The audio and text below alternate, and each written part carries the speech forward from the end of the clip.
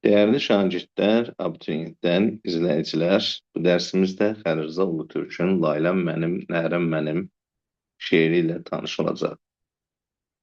Məni dinləyənlər bilirlər ki, mən orta məktəb dərsliyinə salınmış bir çox əsərlərdən şikayətçiyim.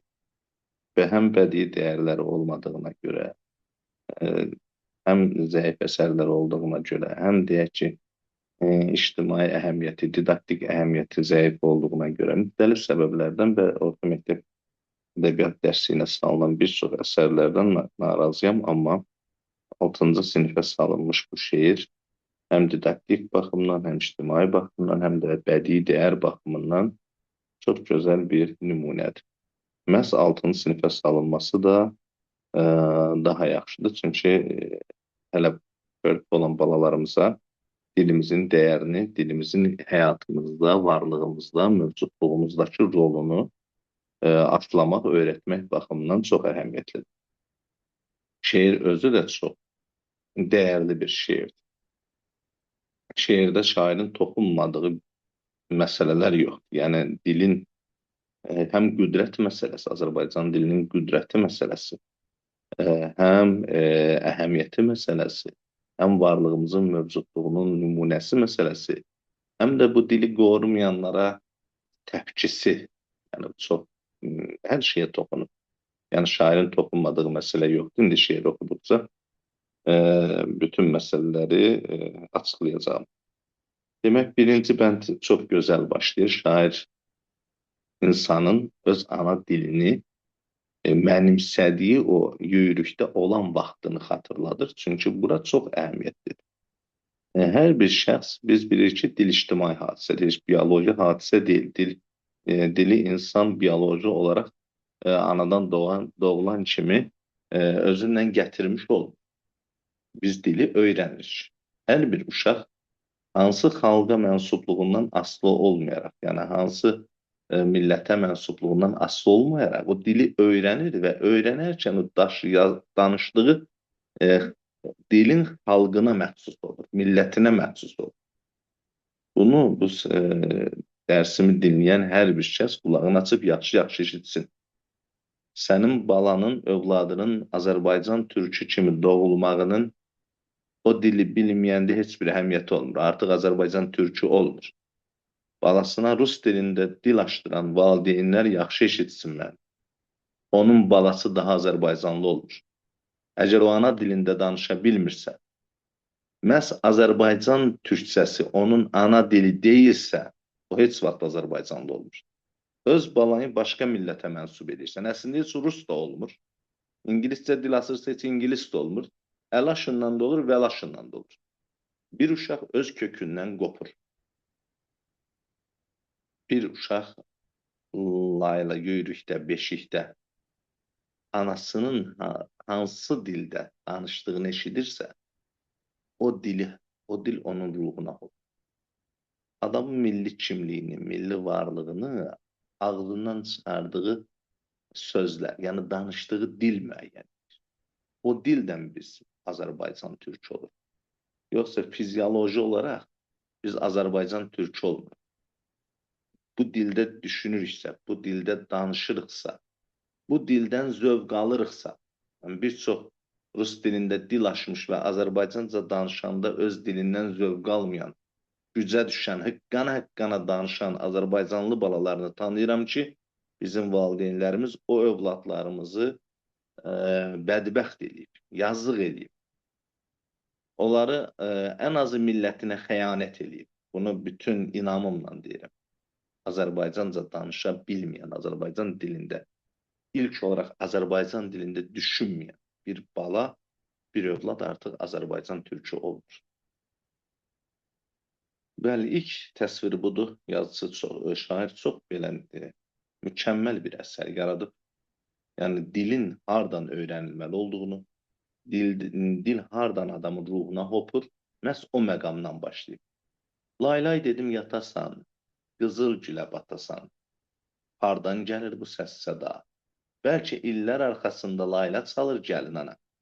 4 qulacıb bir yüyrüyü bənd eləmiş kəhkəşana, layla çalır gəlin ana.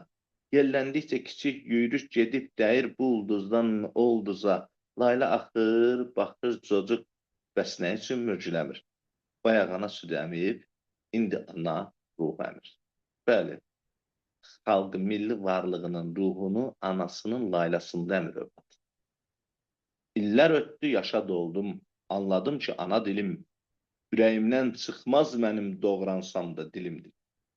Bəli, bir uşağa hansı dili öyrətmişiksə, anadan olanda ilk olaraq hansı dildə dil açıbdırsa, o dili doğransan da ondan çıxarmaq mümkün deyil. Onun ürəyindən çıxarmaq mümkün deyil. Anladım ki, sinəmdəki sözlər deyil, babaların nəfəsidir. Dizlərimdə qüvvə, taqət, gözlərimə işıq verən, sənli beldə at oynadıb, şimşəklərlə qoşa gedən igidlərin nərəsidir. Bəli, sən bu dildə əsər oxuyanda, sən bu dilimdə mədəniyyətlə tanış olanda, öz xalqın mədəniyyəti ilə tanış olanda, sən bu xalqa mənsub olursan, bu xalqa məxsus olursan. Məhv olarsa bir gün bu dil, göy gölündə göy göl deyil. Qoşqar onda qoşqal deyil, qız qalası qala deyil. Öz dilini sən qala bil. Qərbə, şərqə işıq salan Füzulini sən qala bil. Bu bənd özü nə qədər möhtəşəm. Həqiqətən, sən Azərbaycanca danışmırsansa, daha göy gölə göy göl demirsən. Qız qalasına qız qalası demirsən, qoşqara qoşqar demirsən. Sən deyir, öz dilini qala bil. Bəli, xalqın milli kimliyində ən böyük qala dilidir. Onun dini mənsubiyyəti deyil, dilidir. Fiziki mənsubiyyəti deyil, dilidir. Və burada ana dilində, Azərbaycan dilində ən möhtəşəm əsərlər yaratmış. Azərbaycan dilinin mükəmməl bir dil olduğunu öz zamanına görə, düzdür. İndi bizim son dövrlər dilimiz çox da yaxşı inkişaf eləməyib. 200 il müstəmləkə altında qalmışıq.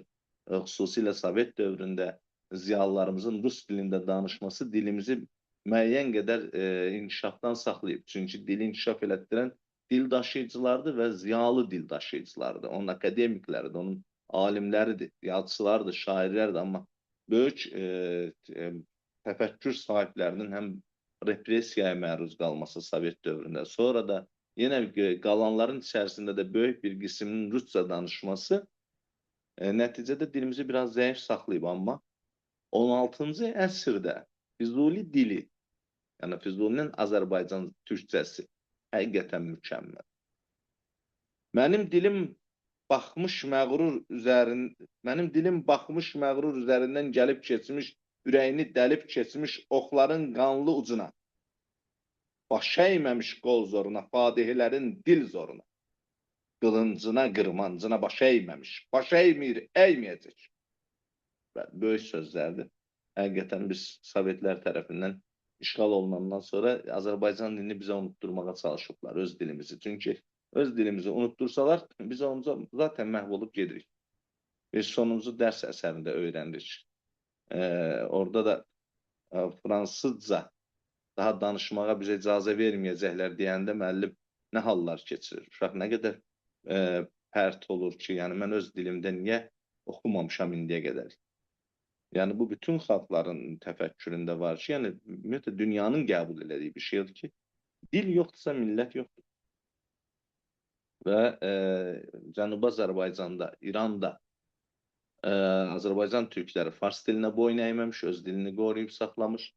Burada da biz qoruyub saxlamışıq və nəhayət biz öz müstəqilliyimizi də əldə eləmişik. Ümumiyyətlə, vətən dediyimiz bu xalqdır. Bu xalq dediyimiz türkçə, Azərbaycan türkçəsində danışanda xalqdır. Öz dilini itirəndə daha biz Azərbaycan türkçə olmuruq. Və şair sonra ittihamlarını səsləndirir. Çox belə şeirin elə bir qəribə sujeti var. Düzdür, şeirdə sujeti olmur.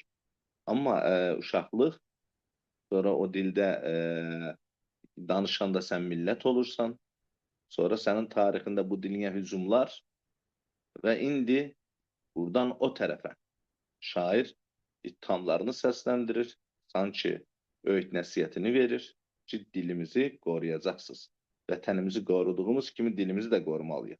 Kim qoruya bilmirsə öz yurdunu, yuvasını, udmasın yurt havasını. Kim qorumur öz dilini, içsin mənim gözlərimdən ilim-ilim. Bu sahili, o sahili bu sahilə birləşdirən Polat görküm, qılıncımdır, günəşimdir mənimdir. Allah, şair nələrə toxunmuyor. Son bənddə, yəni dilimizi qorumayan, yurdunu qorumayan udmasın dedi yurtabasın. Dilini qorumayan mənim gözümdən içsin və şimallı, cənublu bütöv bir Azərbaycanın mövcud olması üçün bu dilin bir körpü olduğunu, qılınc olduğunu, günəş olduğunu vuruluyor.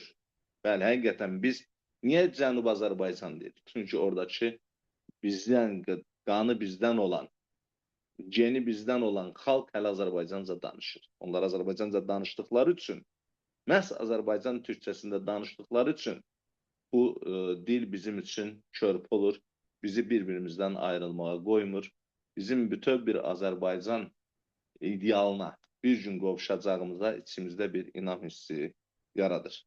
Allah xeyir rıza ol Türkiyə.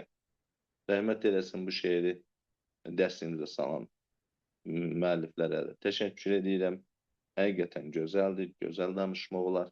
Bu şeiri kifayət qədər vəsf eləmək olar. Şeirin özünü tərənnüm eləmək olar. Necə ki, xəricdə Ulu Türk şeirimizi, dilimizi tərənnüm eləyib, biz də bu şeiri tərənnüm eləyə bilərik. Əsərdə obrazlıqda mükəmməldir. Şair bədii təsvir və ifadə vasitələrindən geninə boluna istifadə edib. Dilimizi günəşimizə, günəşə, körpüyə, qılınca özdə möhtəşəm şəkildə bənzədib. Pafos çox yüksəkdir xəricdən. Zaten şeirlərində bir pafos var.